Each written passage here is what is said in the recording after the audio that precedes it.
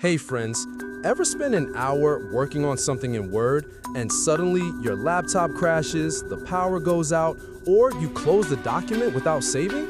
It's the worst feeling, right? But here's the good news. Word actually has a built-in file recovery feature that might just save the day.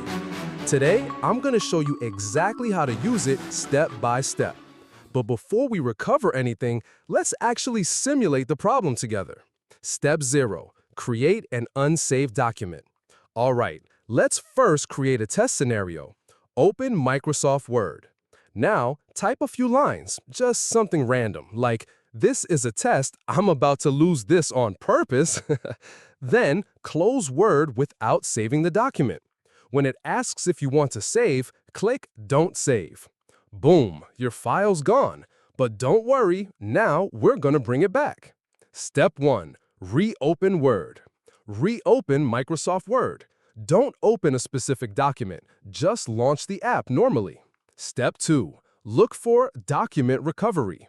When Word opens, you'll often see a Document Recovery pane on the left side. This pops up automatically if Word detects an unsaved or crashed file. Look through that list. If you see your test document there, click on it to open. Then hit Save As to make it permanent. Step 3. If the recovery pane doesn't appear. Didn't see that recovery pane? No problem. There's another way to find the file. Step 4. Use Manage Document to recover manually. Click on File in the top left corner. Then choose Info, and under that, click on Manage Document. From the drop-down, select Recover Unsaved Documents.